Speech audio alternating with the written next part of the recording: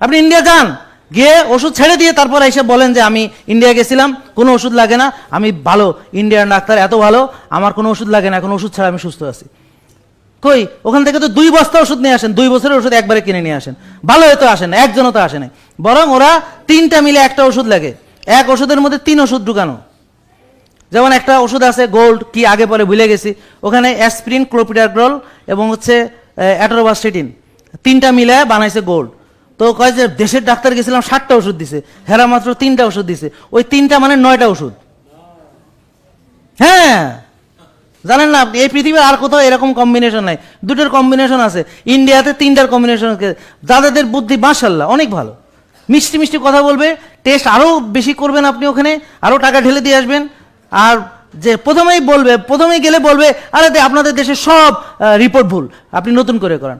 আর বাংলাদেশের ডাক্তার কি বলছে জেনে নিয়ে বলবে উল্টাটা, বলে আরে না আপনার রোগী ধরতে পারেনি, আপনার এই রিপোর্টই ভুয়া, আপনার তাহলে এত ভুয়া, সব ভুয়া আমাদের, আর ওনাদের সব বালা।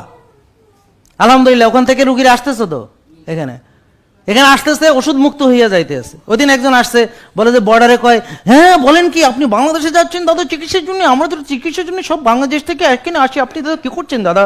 তো দাদা তো ঠিকই তো করছি, আমি তো ঠিকই যাচ্ছি, তোমাদের এখানে চিকিৎসা করতে আমার কি হয় নাই, ওষুধ মুক্ত হয় নাই, তো আমি তো ওখানে গিয়ে ওষুধ মুক্ত হয়েছে, খুব ভালো করেছে।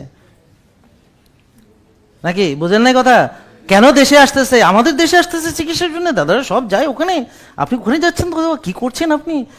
বলেন কি আপনাকে কোন পাগলে ধরেছে? হ্যাঁ, আপনিও কি পুর পিপুল হয়ে গেলেন নাকি বাংলাদেশি পিপুলের মতো? হ্যাঁ, উনি ইংল্যান্ড থেকে কমেন্ট করে পোর পিপুল, বাংলাদেশি পোর পিপুল, মানে ওরে পাইলে আমি, বুঝছেন? ব্যাপারটা আমারই নিয়ে যা ইচ্ছা তাই বলো, আমাদের জনগণ নিয়ে কথা বলো তুমি, আমাদের দেশের মানুষকে হেও করে কথা বলো। ও মনে করছে যে একেবারে ইংল্যান্ডে থাকে, কি একখান হয়ে গেছে সে, NICS এর ফান্ড পাইছে। বেটা আমি তো ফান্ড পাইছিলাম, আমি তো স্কলারশিপ পাইছিলাম, আমি তো যাইতে পারি নাই, যাই নাই ইচ্ছা করে, কেননা এইগুলো করতে গেলে আর ওইটা হইতো না, ওইটা গেলে আর এটা হইতো না। এবং এই এভিডেন্স তো আমরা ক্রিয়েট করি। আমার এখানে ফ্লোরিডা ইন্টারন্যাশনাল ইউনিভার্সিটির এই যে প্রফেসর নিসারুল আহমেদ, ওনার তো PhD, উনি তো পোস্ট ডক, ওনার আন্ডারে কতজন PhD করছে এটা এই খবর নাও আগে তুমি, যে ওনার আন্ডারে কতজন PhD করছে, উনি কয়জন ওনার ছাত্র PhD ধারী, উনি এখানে রিসার্চ করছে। আমরা তো সব এভিডেন্সগুলো কালেক্ট করতেছি। এই যে এসে বলে যে আমি বলেছি, তো এগুলো যে বলে, তো এগুলো আমরা রেকর্ড রাখতেছি না, তাদের নাম ঠিকানা সব আমাদের কাছে আসে না, আর আমাদের কাছে তো রিপোর্ট করাচ্ছে, আমরা তো জানি কে কে ভালো হয়েছে, কীভাবে ভালো হয়েছে, এগুলো সব আমাদের এখানে যে সফটওয়্যার আমরা ব্যবহার করি।